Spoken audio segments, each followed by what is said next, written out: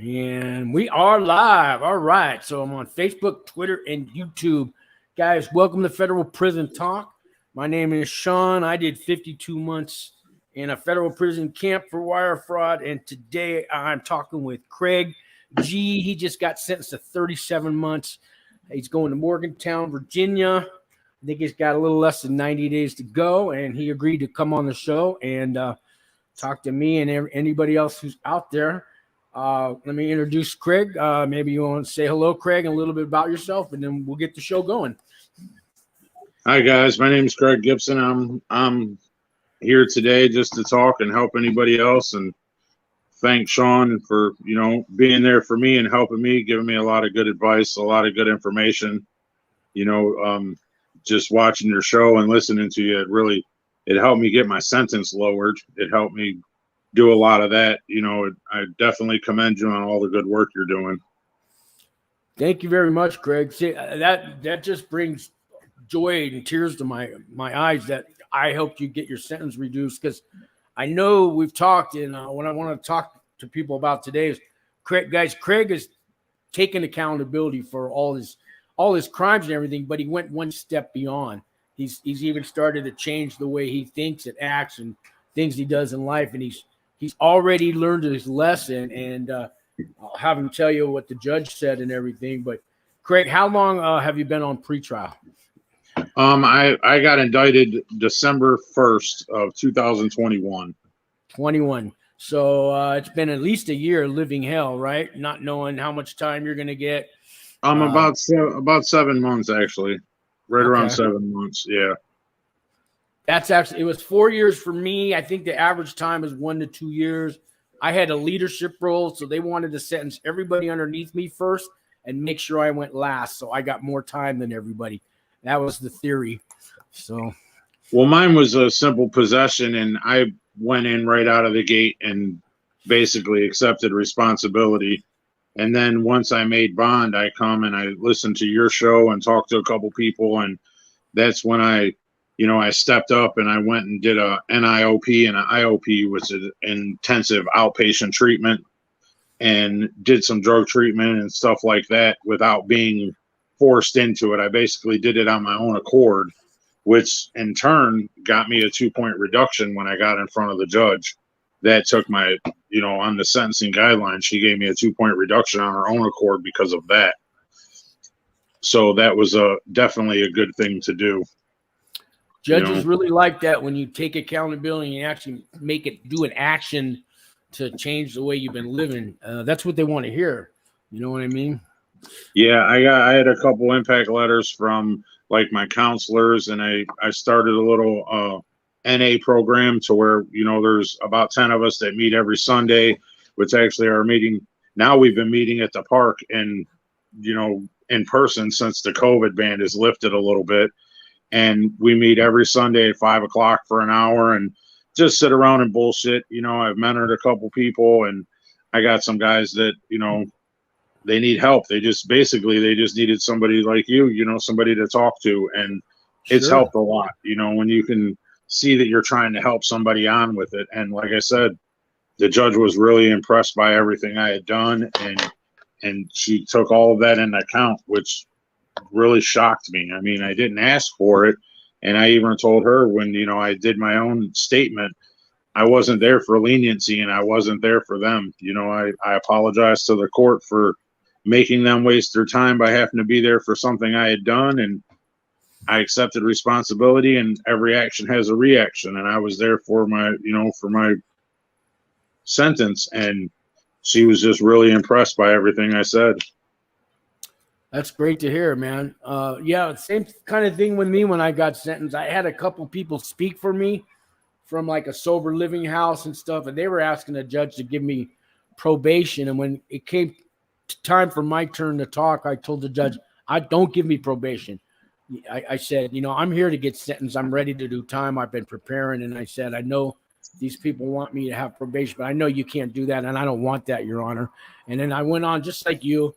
And I just kind of said, I told the judge kind of things I've done to change my life. And I did a drug program like you and everything else. And she reduced my sentence too. I think instead of I was looking at 72 to 90 months, but I ended up getting 52 months. She dropped my category 4 down to a category 1. I didn't know they were allowed to do that, and then so they gave me 52 months. And but that's because I worked for those 4 years on pretrial trying to change my life, and I screwed up. I came up with a couple dirty tests, and I did 2 different drug programs. One that they sentenced me to, and then I did one on my own. And that one on my own was what convinced the judge that, okay, if this guy is ready to change, you know. Oh, okay. It sounds like what you did, right? Yeah, I went in and I was originally a category 1, a level 24. And then I got a 2-point reduction for accepting responsibility and doing it in a timely manner. And then she gave me the 2-point reduction for completing the drug program and everything before sentencing and doing all of that. So I went down to a level 21, which is 37 to 46 months. And she gave me the low end of that, which is the 37. And she recommended me for the RDAP program also. Okay. A couple people in the room here. Let me say hello. We got Alan. Hey, Alan, how you doing? Waving hi from Cincinnati. And we got Brittany. Hey, Brittany, how you doing? She says hello. I think this is the Brittany I did a show with once, right? Is Brittany, is that you? I think it is. Anyways, thanks for chiming in, guys. So let's see. So you got like 90 days to self-surrender? Is that what I understand? Yeah, well, I'm waiting on, they told me it'll probably be 2 to 3 weeks before I get the letter from the marshals, which I haven't received my letter yet. I just got sentenced Thursday. I haven't got my letter yet. And they said it would be 2 to 3 weeks before I get that. And altogether, it'll probably be 60 to 90 days before my self-surrender date. Okay. They said they're about anywhere from 60 to 90 days out right now. Yeah, so they used to actually give you the date to turn yourself in, and then they rushed to get all the paperwork done before you did it. But I guess now with COVID and everything, now they're just saying or giving you a ballpark figure, and that's fine. At least you know. Somebody else in the room. Let me just say hello, Terrell Hoskins. Hey, Terrell. Good afternoon to you too. All right.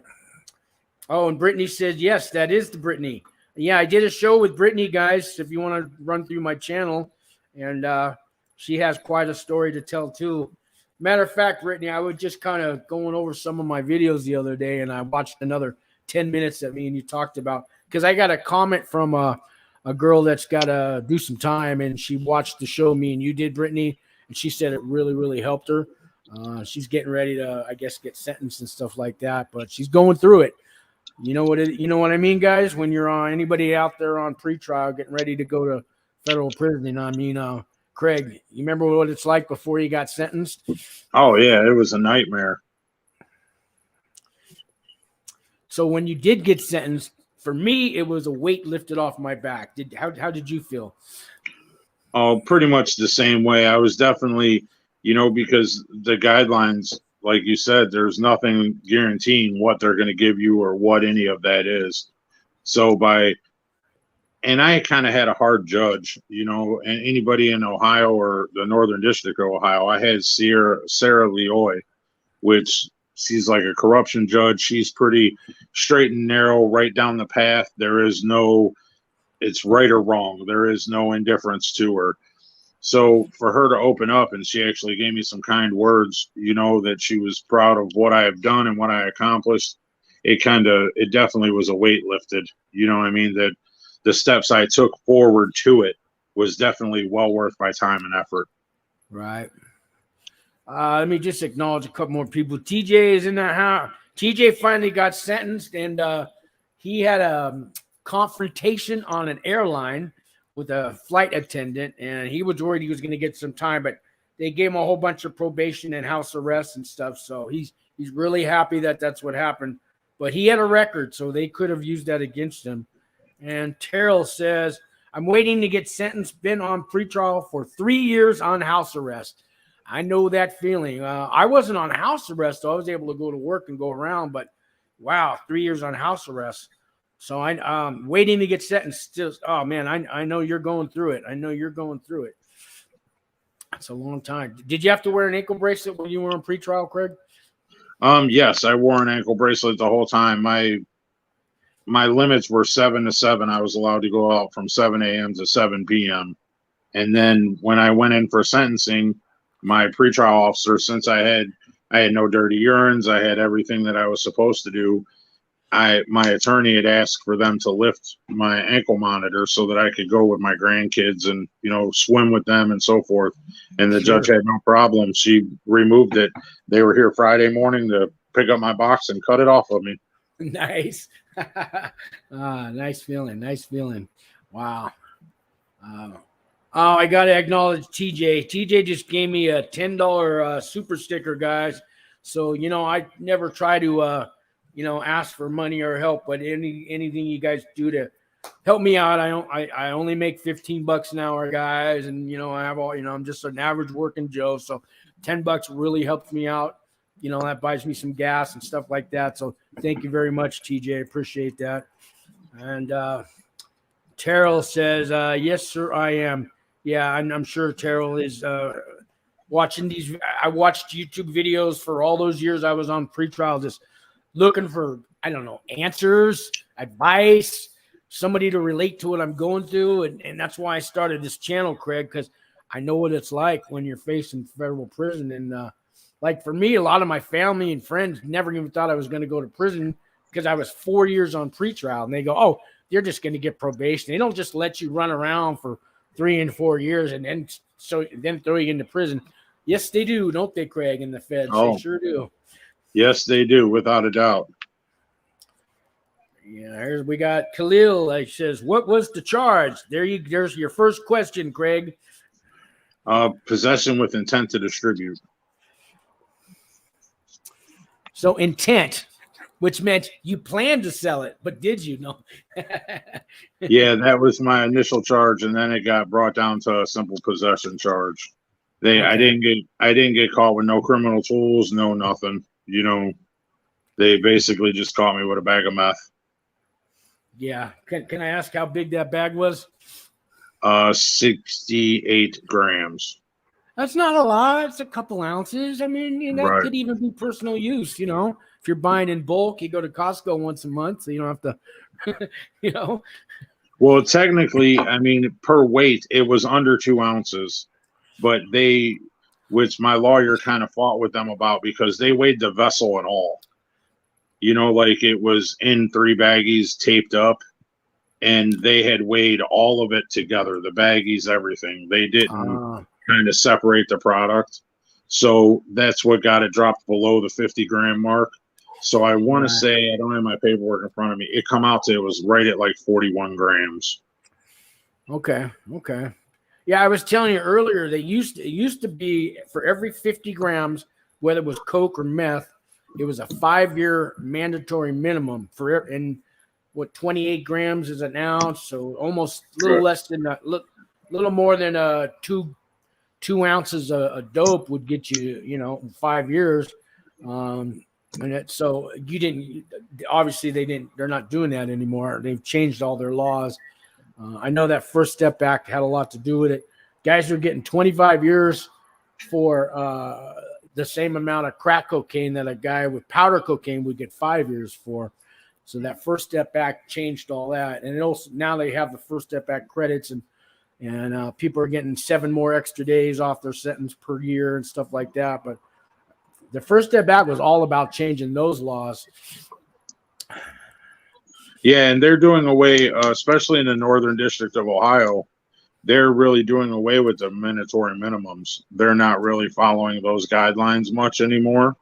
Right. I don't know why, but there was something brought up. I guess they're going to basically cut them in half. They said they're over sentencing people, and which is a shame because you can get caught with, you know, you can do 5 years for 2 grams of meth, or they get the same 5 years for kidnapping, or, you know what I mean? Yeah. A victim, you know, I can't say I'm a victimless crime, but pretty much I'm a victimless crime, you know, but you could actually go hurt somebody or do something of, you know, a lot worse nature and actually get less time.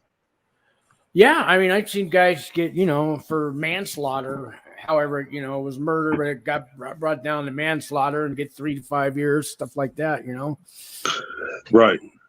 and that's taking a life. Taking a life or having a bag of dope. Which one do you think has more impact? Right.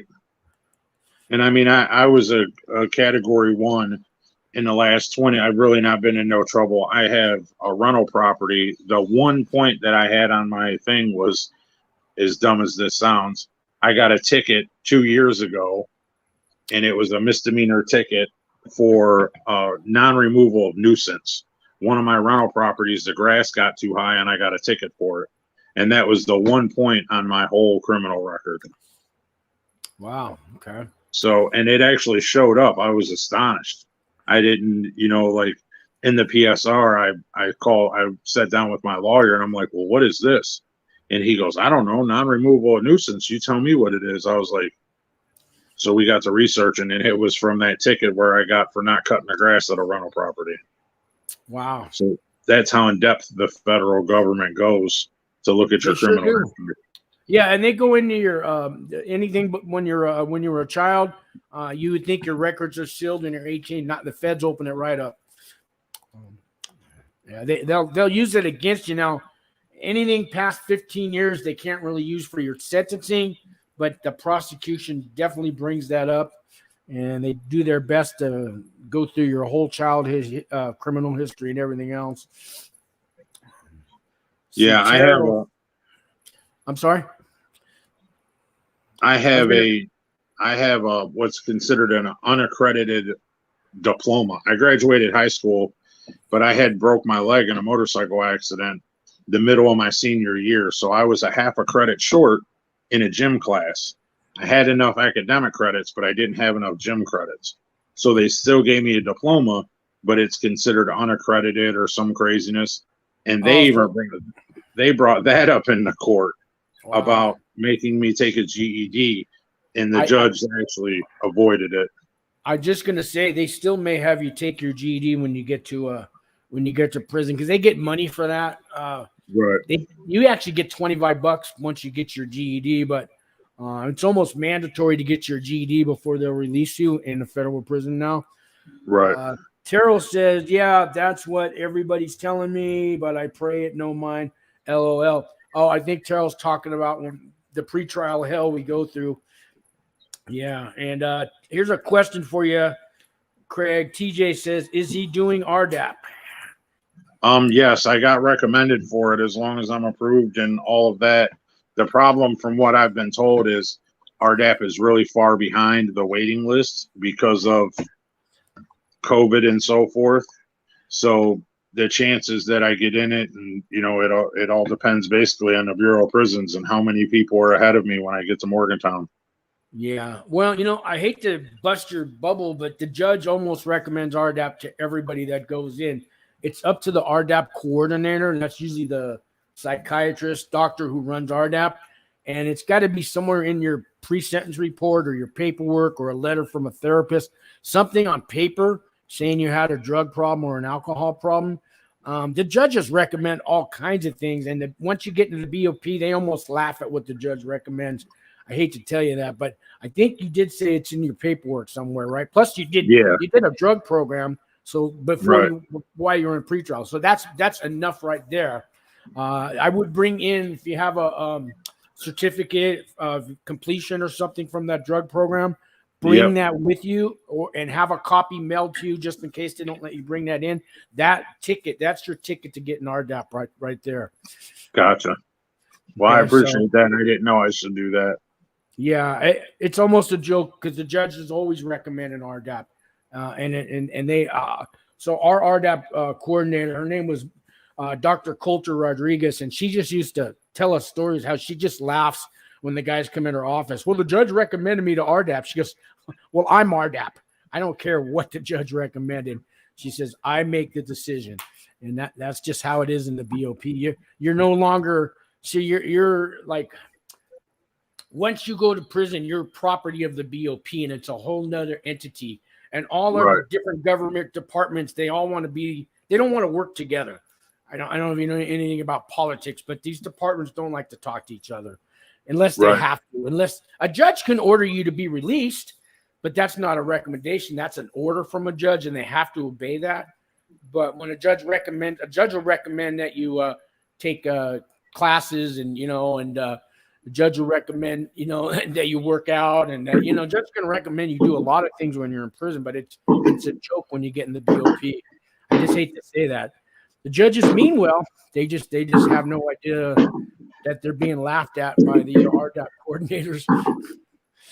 Yeah, she recommend. Well, like I said, that her and my pretrial on my PSR, it's recommended that I've had prior issues with drugs, and there you go. That's what'll get you in.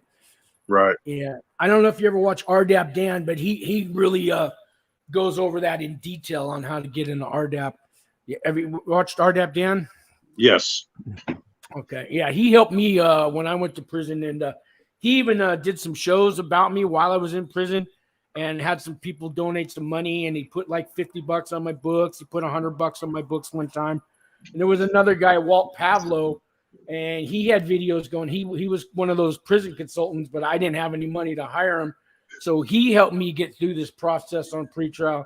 And what Walt Pavlo did for me was every month I was in there, he put $100 on my books, and he never missed a month. Great guy. And now he teaches criminology classes at the Southern University of Boston, and he totally turned his life around. He did a few years for money laundering and things like that. He was a white criminal guy, but white collar criminal charges. But no, he really helped me out. So those guys inspired me to do this channel. So, and if I ever get enough money to sponsor somebody, I'll put $100 on somebody's books. But right now I can't do that. I'm just working 9 to 5. But let's see. I got a couple people here in the room. Mac Millie, great content. Thank you, Mac. Yeah, I think we got a question for you, Craig. I heard Morgantown was sweet as far as camps go. Yeah, that's what I've been told pretty much too. Like I said, I have family that lives in the town of Morgantown, so it's going to make it easy on my wife and my grandkids to be able to come see me, and it'll just take a lot of stress off of them as far as she doesn't have to get a hotel room when she comes down, because like you had spoke before, a lot of people tend to do that, because they're going to want to spend the whole day. So a 3-hour drive from Cleveland, and then you visit for 6 hours, and then a 3-hour drive back makes for a long day with 3 youngsters. Yeah. So hey, here's the guy I was talking about, Jeff G. He says, Craig, I will probably see you there. That's the guy I was telling you about. Yeah, Craig. I mean, Jeff, you don't know for sure you're going to Morgantown, right? But you requested it? Is that what? Yeah, maybe you two can hook up before you go in there, and then you guys do the buddy system inside, Yeah, I requested it, and she recommended me to go there and so forth. So from what I've been told, that's pretty much a shoo-in. They'll generally grant you that request. They generally will, unless you have like co-defendants you're not supposed to associate with when you're in there or something like that. But normally they'll grant that request. Yeah, I heard Morgantown back in the day, it was the real Club Fed. I mean, this was the place where – so I used to hear stories about guys sneaking out before count, going to town, having drinks, coming back before count, crazy stuff like that. I'm sure that's all stopped. It may be even more strict now because of those old stories. But from what you were telling me, there's guys that have jobs, and they said there was a guy that leaves on a Monday, comes back on a Thursday, and spends the weekend in camp. You remember that story you were telling me about? Yeah. I have a buddy of mine. I have a buddy of mine that's a truck driver, and that's what he does. He leaves there, and he hits, I want to say maybe one other institution in West Virginia, and then one in Pennsylvania, and then one in New York, and then works his way back. He kind of like picks up office furniture and delivers it, and he basically drives a semi, sleeps in his truck, and he leaves on like Monday evening, Monday afternoon, and comes back Thursday night into Friday morning, and spends his time in the prison, and then does it again the next week. And he gets full credit for every day. He gets credit for all those days he's out on the road. He still gets credit for time served for that. Yep. Wow. He said it's right around about a 6-hour drive from one institution to the other. So he'll go to the institution and he doesn't technically get checked in, but they'll bring him out lunch from the institution. You know, they'll bring him out food and load him and unload him. He said occasionally there's a time that he'll just stay in the dock and sleep in his truck, but he's like, I'm not in the prison. He goes, you know, anytime you go to a prison like that, the loading docks are actually on the outside of the fence. He goes, it's not on the inside of the fence kind of deal. So, yeah, he said it's pretty nice down there. You know, there's a lot of outside work. There's a lot of work that goes on outside of the camp, which is what I was more interested in. You know, I don't want to. We had a lot of that at my camp. Guys would go down to City Hall and do groundskeeping and landscaping. They'd go to parks and rec areas, and they, you know, one guy, all he did was get on a big tractor and mow this big green lawn at a big giant, you know, public park every day. And, you know, they'd leave at 7 in the morning and come back at like 4 o'clock. And he said the city workers would all buy him pizza and stuff like that. And, you know, they liked it, you know. Now they're only getting like 12 cents an hour, but they liked being out there working in the local town and coming back every day. Made them feel like they weren't, you know, doing their time in prison. There's a lot of jobs like that at camps. Yeah, that's my hope. I mean, I'm a union carpenter by trade. I got 28 years in the trades. So I would much rather go somewhere and work an honest day, you know, a 8-10 hour day. And it puts kind of some of the normalcy back in life. You know, it's not, you know, I got 3 hours of washing windows or mopping a floor or washing dishes, and then I'm just here in this prison. I would much rather go do something of some sort of meaningfulness and some sort of physical labor, because then you can come back, you can actually sleep. It kind of makes it into a normal routine versus kind of get your head out of prison. Sure, I got you, man. So Jeff is saying, I'm going to request it. I am getting sentenced on 7/11. And he's looking at 41 to 51 months. All right. So what kind of advice can we give to Jeff here before sentencing? I got some of my own, but Craig, you want to give him some of your advice? Because you just got sentenced. It's fresh in your head. I don't know what judge he has, but the best thing I can say is go in and speak from the heart. You know, like, I didn't ask for leniency. I told her I wasn't there for that I was there to accept responsibility. You know, every action has a reaction, and I'm here for it. And the honesty is honestly what, you know, that's what got me a lower sentence. She was impressed by that, you know, and just basically go in and tell the truth. I did it. I'm here to accept that, because that's a big thing with the feds, is they want to hear that you have changed, that you want to change, that you're putting a foot forward. You know, the recidivism is what they want. They don't want to have to worry about you going and doing your 41 months and then them having to go through the whole court battle again in 5 years because you screwed up again. I agree. The judge is going to punish you, but they're going to look at that punishment like, if this guy hasn't learned his lesson and he's showing up in my court and I can tell this guy's just going to do his time and nothing's going to change, I'm going to give him, you know, as much time as I can. But if you can go in there and tell the judge, like Craig, you said, speak from the heart. And that's the best advice. Speak from the heart. And you're not going there to get an award. This isn't the Grammys or the Emmys and you're up on stage and you say all the good things you've done for the world and why you deserve, you know, probation. Never ask for probation, by the way. But you do want to let the judge know what you've done to change your ways, how you're thinking of change, how you've learned your lesson so far, but you still need to be punished to learn the rest of your lesson. But yeah, speak from the heart, take accountability for everything you did.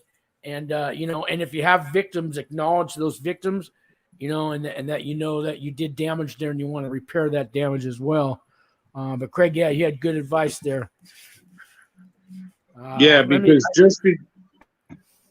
sorry, just because you're on that, you know, like with Jeff, he has a sentencing guideline from what it looked like, 41 to 51 months. Just because that's where your guidelines are, nothing says she has to follow them. You know, the same as me, my guidelines were right around those also, which I believe that's a level like 23, 22.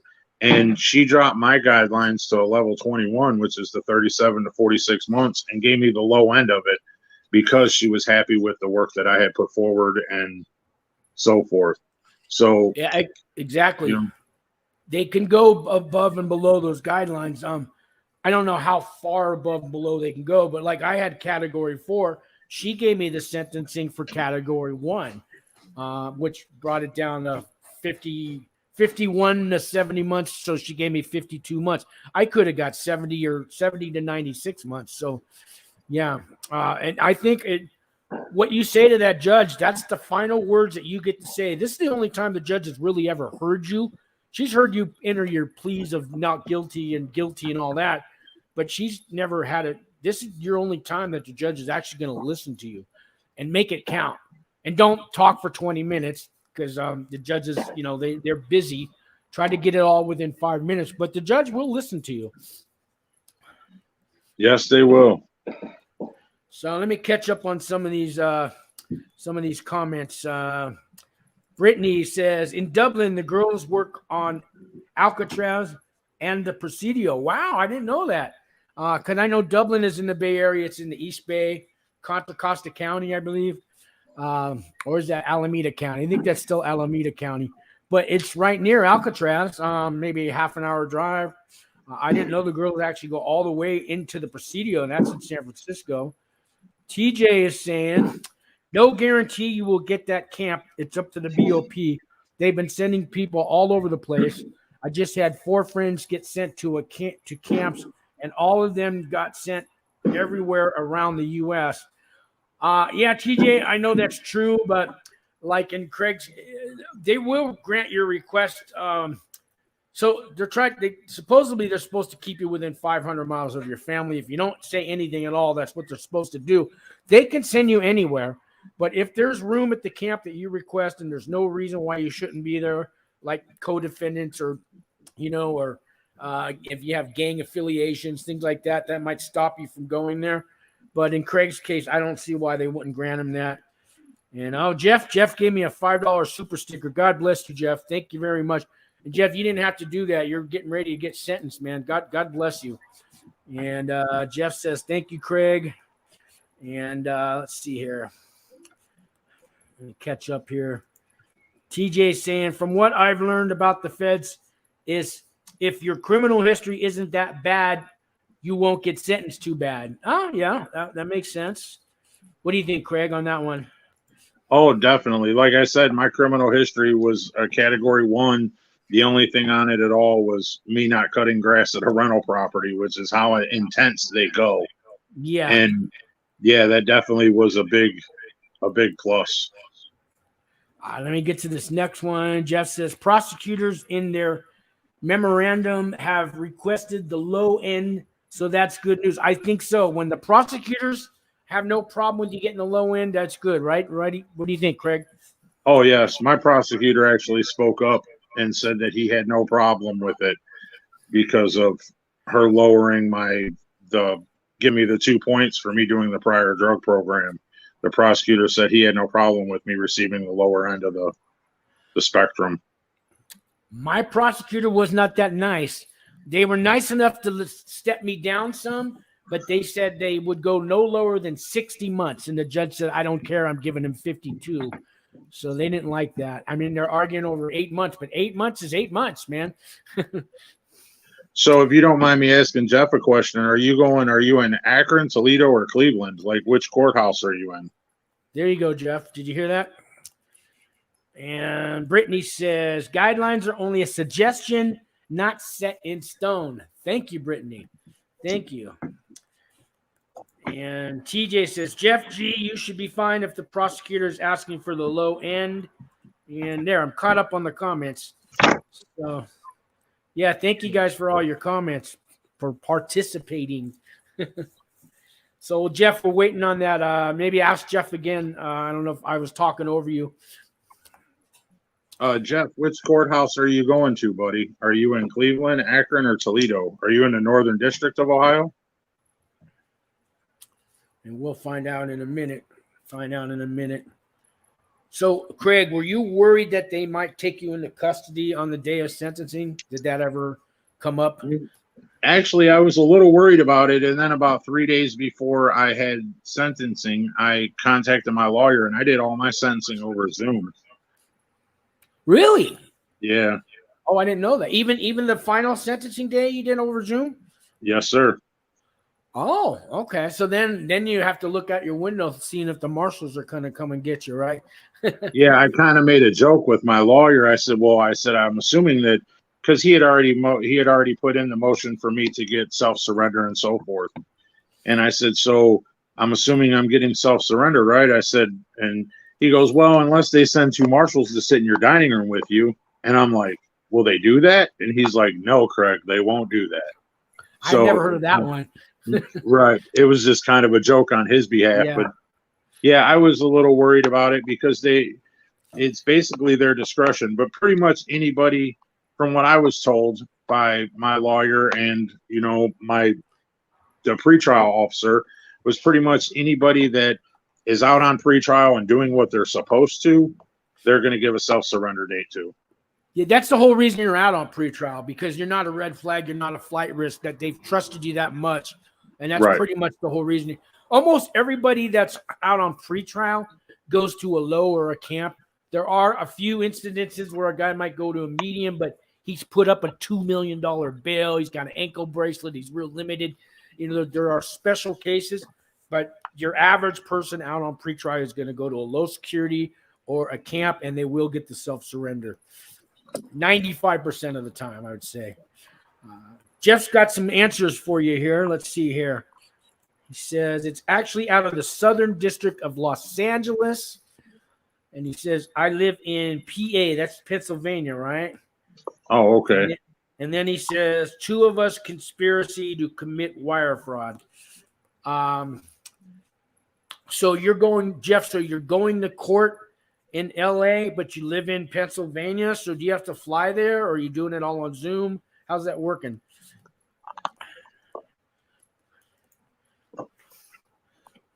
We'll wait to hear from that. I got a guy that comes on here. I think his name's Frank Javier, and he lives in Tijuana, and he's on pretrial, and they trust him. And he comes to LA or San Diego to go to court, and then he gets to go back home to Tijuana. They trust him that much to live in another country. Have you ever heard of that one?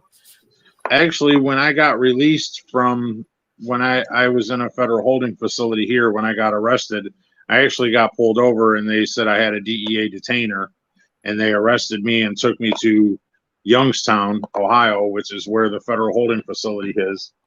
And when I got released there, they brought us back to the federal courthouse, and they released a Mexican gentleman that was going back to Mexico on an ankle bracelet.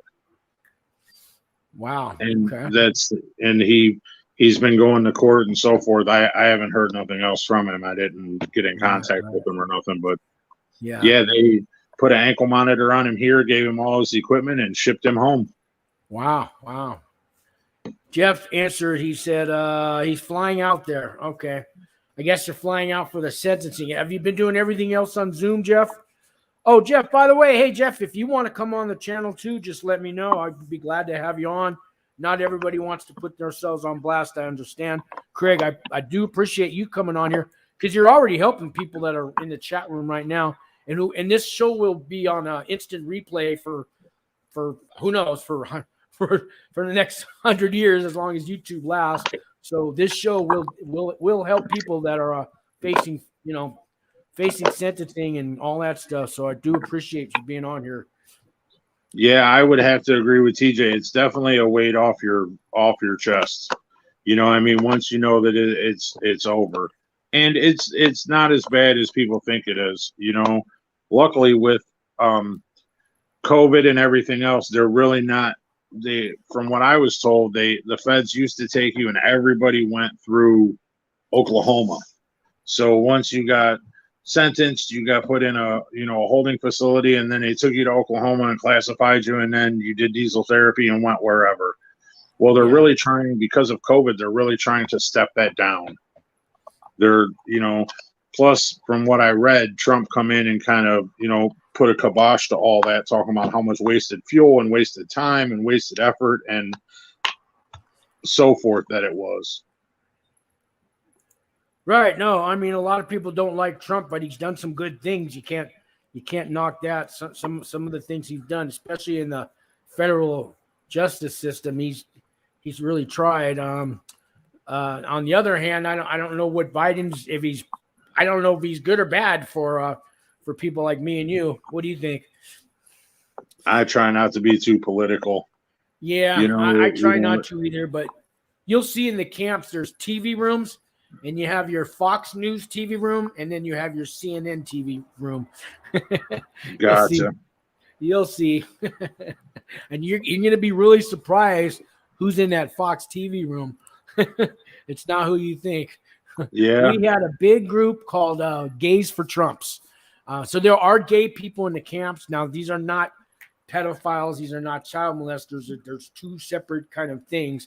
And Right. A lot of gay guys I know, the last thing they hate pedophiles just as much as I do. That's just their choice to be with a man, blah, blah, blah. I mean, that's their choice. But we had a big group called Gays for Trump, and they took over that Fox News TV room. It was I never knew about that. But it's you get all walks of life in the camp. You get a lot of your white collar guys, but then half of the people there are for drugs, and usually for transportation of drugs, some kind of a smuggling, from low end to high end. Half of the people in the camp there are for drugs. And then you got another percentage of people who have worked their way down from penitentiaries to mediums to lows, and now they're at their last 5 or 10 years. They're on their best behavior, but they can't stand that they're used to this code of this prison code, and it doesn't fly in a camp. And they don't really like it. And you'll see those guys, and they're usually the angry ones, but they don't really voice themselves too much because they want to go home, Right. Yeah. Jeff says, of course I will for you. Okay, Jeff. I know I got your number, or call me and we'll set it up. You're getting sentenced pretty soon. So, I mean, if you want to do it tomorrow or something, just get a hold of me, Jeff. We'll do this. Brittany saying Trump. All right, Brittany. So what were you saying, Craig? I know sometimes I have a tendency to overtalk. I apologize. Oh, no, that's all right. I was just saying that, I can't say excited to go. I'm excited to get it over with, to be honest with you. It has been such a, overwhelming feeling of how much, how long, where am I going, what's going on, so on and so forth. So to finally be sentenced, to finally have it over with, per se, now the waiting I'm waiting on now isn't nearly as hard as the waiting that it has been up to this point, and I just want to go and get it over with, do my time. How many times have you done the math now that you have your sentencing day? You trying to calculate your 15% good time and first step back credits and RDAP time, and how many times have you done the math? 2 notebooks worth. Yeah. And it's kind of every scenario you're trying to figure out, right? Right. Well, the problem is that there's a rule out there. They're not giving you first step backs for RDAP program in some places, but in some places they are. So if I do the RDAP, you get 18 months off. You get a year off of your sentence and an extra 6 months in a halfway house. So, but if I do the RDAP program, I'm not eligible for the first step credits. See, that has a lot to do with your case manager. Now I had a case manager. His name was McAvoy, and I will put the guy on blast. There was 3 case managers. One was known for giving people up to a year halfway house time, even if they didn't take RDAP. But she was new and she had energy and she kind of cared. There was one that was in the middle. Now, McAvoy, he would say, you're already getting 6 months from RDAP, so don't even ask me for more than 6 months. That's more than you deserve, and that's all I'm going to give you, period. First step back or not. A lot of these case managers, they don't want to do the work. So every time that you take more classes and programs, they have to recalculate all your good time, your first step back, earned credits and all that. Then they got to call the halfway house and set a different date for you to go in because now you've earned more time. And they don't want to like every month have to do that, or every 3 months, or however often that they're going to actually they have to redo all your paperwork and then reset up the date with the halfway house for you to go in.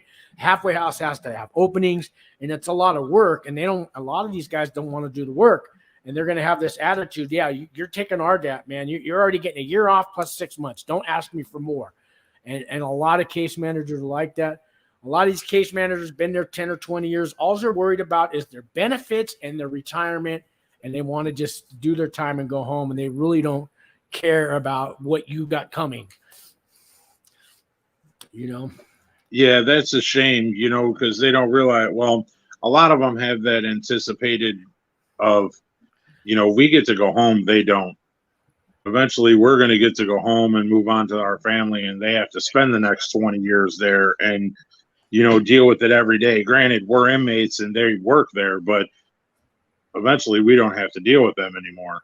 And I'm sure there's some kind of animosity about that. I noticed that when I was in CYC, down there before I got issued out on bond. I did 17 days, I think it was, waiting for a bond hearing and all of that because it was right around Thanksgiving, and it was just a pain in the ass. And I actually got released the day I got indicted. Wow. One thing I've noticed about cops, correction officers, court workers, the whole industry, I think the number one industry in the country, I believe, is pharmaceutical. The second is corrections, and I think the third is medical.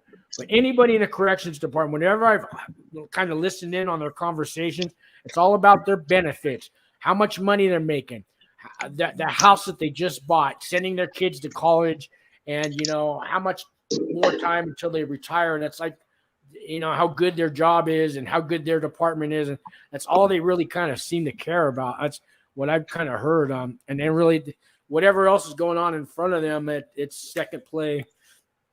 Yeah, that's hopefully, and I've researched a lot of that. There, like at Morgantown, that was part of the reason why I wanted to go down there. Was there? It seems to be that the places that you get that are in a smaller little town, the employees are a little bit better for the inmates versus I you would get agree. into a big I would metropolis. agree with that. I was in Florence, Colorado, real small little town, and I would agree. The staff was great, like the teachers and the chaplains and the nurses and the doctors and just the regular staff. They treated us just like normal people you'd work with. And then half of the correctional officers treated us with plenty of respect and everything else. Then you get those super cops that just want to make a whatever kind of I don't know what kind of quotas they got to bring in or whatever. These are the guys that'll do random searches and just want to find everything wrong. You're going to have those no matter where you go. But little towns, I think, I agree with that. Yeah, those are the cops that get bullied when they get home. Yeah, their wife slapped them around. Right. Yeah. Let me catch up on some of these comments. Mac Millie, are they still letting people go early because of COVID? They are, but it's starting to end. It's coming to an end, but it's still going on. What do you think, Craig? Yeah, they still are. I mean, my lawyer had even brought that up, that they're doing that second chance act. So if somebody is, as long as COVID's out there, I'm sure they're still going to do it, and they're basically anybody with 25% of their time in and less than 18 months remaining is eligible for consideration, and anybody that has done half of their time, 50% or more of their time, but your low score of revisitism, however the hell that word is pronounced, recidivism. Recidivism, as long as as long as their pattern score is low enough on the lower end of that spectrum, then those are the ones that they're applying that for and letting come home. Okay, yeah, that sounds about right to me from what I remember.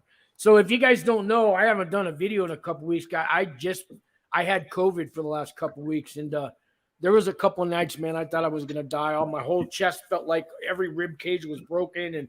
And every time I coughed or sneezed, oh, the pain. And I had to sleep in a chair for 2 nights because I just couldn't even lay on my side.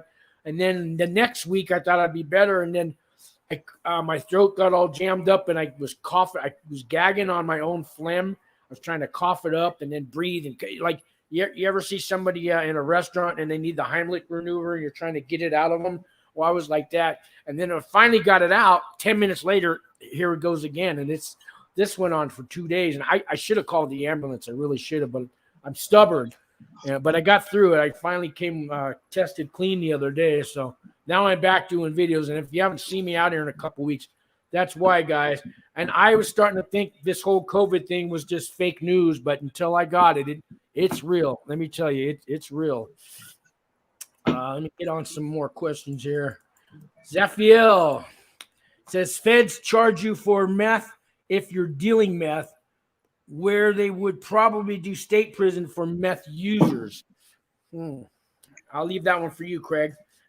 Well, mine was, I actually beat the case in a state case for an illegal search and seizure. They no-billed me because they need less evidence in the feds than they do in the states.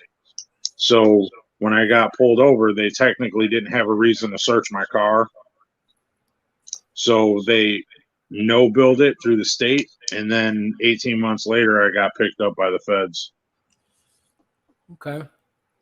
I've heard a lot of people getting picked up by the state and then the feds pick it up. So I've heard of that happening a lot. Maybe because the state doesn't have enough evidence. So, but the feds say, "Oh, never fear, we're here, we'll take over," right?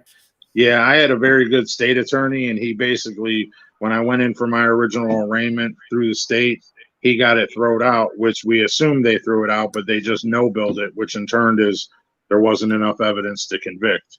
Because they pulled me over. I had a legal license, legal insurance, in a legal car.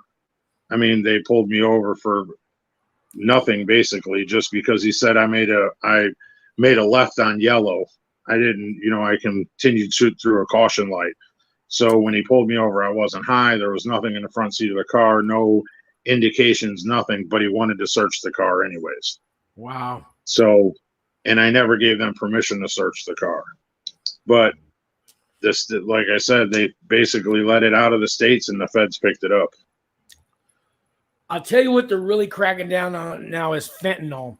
So there's a lady, she's got a YouTube channel called Fed Phoenix, but she had to turn herself in. Her name's Audrey Thompson, and she's over in, she's in the same place Martha Stewart was at. What was that called? Gilmore? Alderson.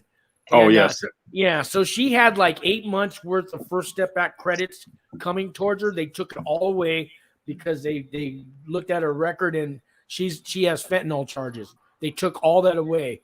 And so she sent me an email saying, anybody with fentanyl charges now, you're not eligible for First Step Back credits. That sucks. That really sucks. That's not good news. TJ says, how did it become a Fed charge? There's another question for you, Craig. Well, they got me with possession with intent to distribute, but because they never had no sales, and like I said, I didn't get caught with a scale, I didn't get caught with baggies, I didn't get caught with nothing. So I believe when they originally dropped the charges, that's when they started watching me, and they just couldn't make nothing else stick other than that. And then when they arrested me, like I said, they arrested me on the detainer. They took me down, and yeah, here we are now. But my lawyer ended up getting it to basically a possession charge. Well, they only need one charge, and it really doesn't matter what the charge is when it comes to the feds. Right. I think the lightest charge they have out there is a DUI. That's driving on federal property, and you might get 6 months probation, but pretty much any other charge I know you can get years in prison for. Let's see what Zephiel says. Yeah, that's what I'm wondering, TJ. When does it become federal versus state? Yeah, I guess like what we're saying, if the state can't hold if the state doesn't have enough evidence, the feds can pick it up, Well, and that's what was in my case, basically. my lawyer had already proven that we could have beat it. Had they brought me up on state charges and continued them, then I would have been able to beat it because it was an illegal search and seizure. I didn't give them permission. I didn't tell them they could search the car. There was no dog that hit on nothing. He just basically pulled me out of the car, walked around, and popped the trunk on the car. Yeah, so that's illegal search and seizure, right? Or without probable cause. Yeah. Right. And with the feds, all they need is a suspicion. They don't even need evidence. And then they have this whole grand jury thing that we're not invited to. Whatever happened to a jury of your peers? This grand jury, you never get to meet them. You don't get to go to the hearing. All of a sudden, you get a call or a knock on the door or something that you've been indicted. Well, thanks a lot for inviting me. Well, the Northern District of Ohio, where I'm at, I'm in Cleveland, and they're literally, if you look it up online, they're turning about every third dope case that comes across the board is getting turned federal up here in the last couple of years. Wow, that's a lot. That's a lot. Yeah. Feds are busy. Well, right now their prisons are kind of half empty and 3/4 full and stuff because of COVID. I guess now they need to fill them up, right? Get that money, right? Yeah, well, that was part of the reason why I requested Morgantown. That Morgantown's got a 1,300 per prisoner capacity, and right now, I think I checked yesterday, they're at 446 inmates. Ooh. Everybody's going to be working there. For them to have, a 1,300 inmate capacity and only have 446, I doubt they're going to fill up before it comes my time to be, sent there. True. Which was a good thing also. So where a lot of the prisons right around me, besides that, McKean is a little bit, they're right on, McKean's in Pennsylvania. It's right on the cusp of it. Elkton is a low facility, and it's been overpopulated since it's been built.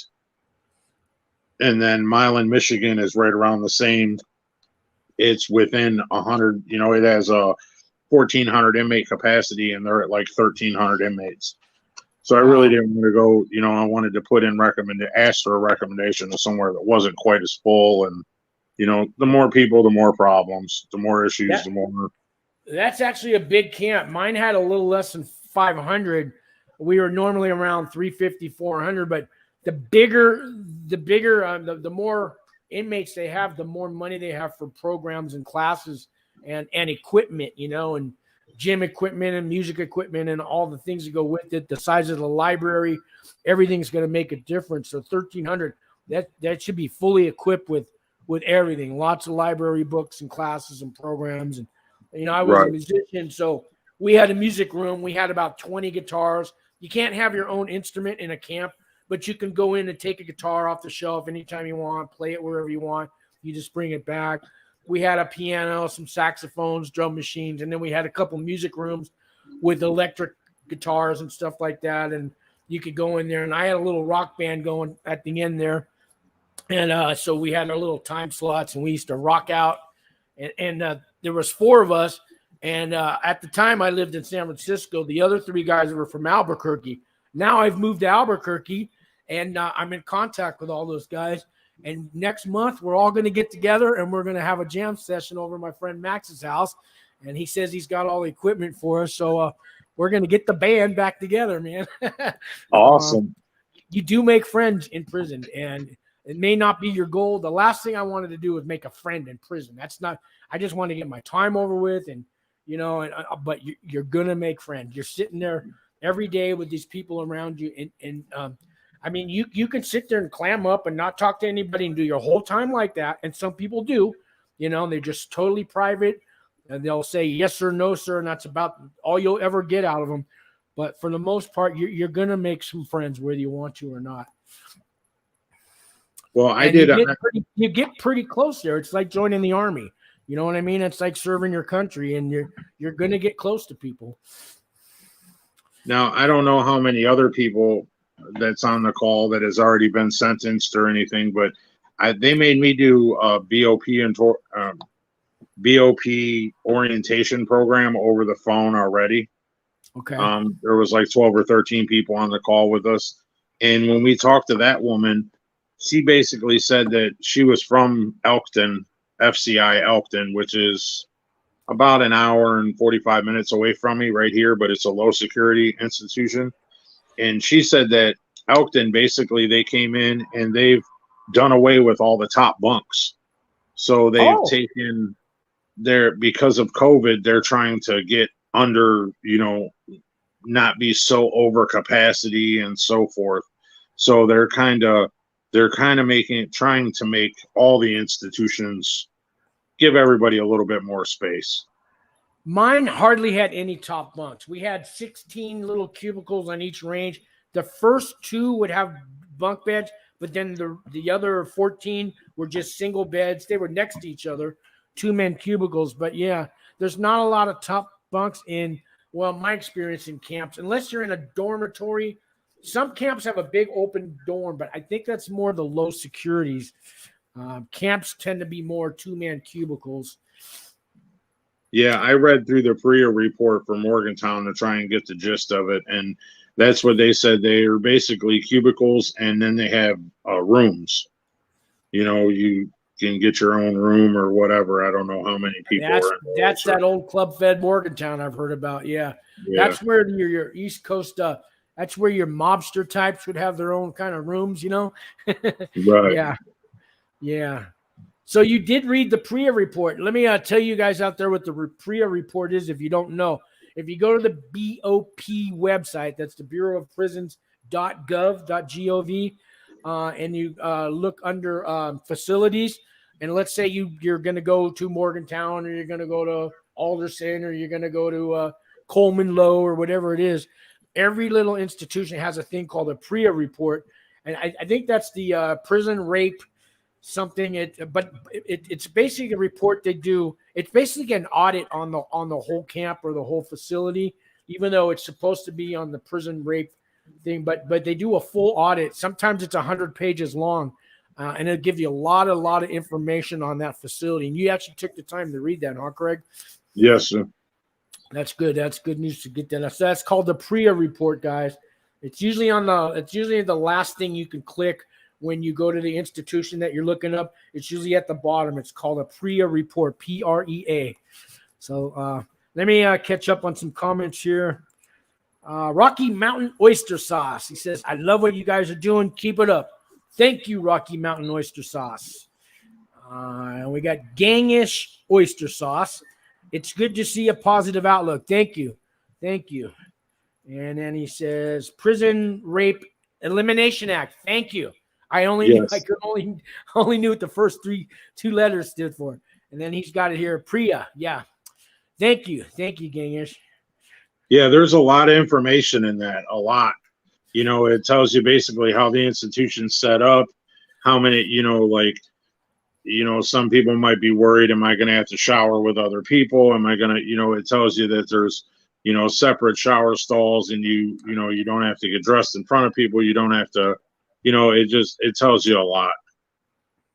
Yeah, speaking of showers and bathrooms and all that, guys, I've done a couple videos on that, and I've showed you pictures. But if you're going to a low security or a camp, if you're in the higher ones, I think you have your own bathroom built into your own cell. But no, everything's private there. The toilet, the door closes. It's just like a public bathroom. The showers kind of have a half door. You can see maybe your head above, and you might see your feet, but the door closes. Everything's individual, and they're very, very clean. So on my camp, we had 200 people in each building. Each building had 8 bathrooms. Use any bathroom you want. So if you're waiting for the toilet, you can just go across the hall and use the other one. But when you go in the toilet, there's a spray bottle hanging, and the rule is you grab that spray bottle and you spray the seat, you wipe it down, you bring your own toilet paper. They give you 2 rolls a week. Usually there's a lot more toilet paper floating around. You'll never run out of toilet paper. But you spray that seat, you wipe it off, and then when you're done, you spray the seat again and you wipe it off for the next guy. And you're not allowed to pee in the toilet. You use the urinals only. I did a video on this because when I first got there, there was 2 guys in the urinal, and I didn't want to wait in the bathrooms. The toilet stalls were open. So I went into the toilet stall, and I pissed. And when I came out, I got hell. This guy came right up to me. He said, "Did you just pee in the toilet?" I go, "Yeah, but I wiped it off with the spray." And he goes, "I don't give a fuck what you did. You don't ever pee in that toilet, period. We got 8 other bathrooms in this building. If you can't wait for us, you go use one of those." And he told me off, but he had every right to. Now, that guy ended up being a pretty good friend of mine. He ended up being my neighbor, and we got along really well after that. But I needed to hear that. I didn't know. So just so you guys know, do not pee in the toilets, only in the urinals. That's stuff you'll learn in prison. And well, Sean, I'm gonna have to get off here, buddy. My grandchildren are getting ready to walk in. I appreciate you, Craig. I'm sorry. I appreciate everything, buddy. Thank you. Sometimes I get off to talking off topic, but I appreciate all you guys in the chat room. Craig, give me a call when you get that paper in the mail, and we'll go over a checklist of things before you go in that you can bring with you and all that. Okay? All right. I certainly will. Thank you. All right. God bless you for coming on the show, man, and just keep up that great attitude you got, okay? All right, buddy. Thanks. And everybody have a good day. All right. Happy God bless 4th. you guys. Thank you.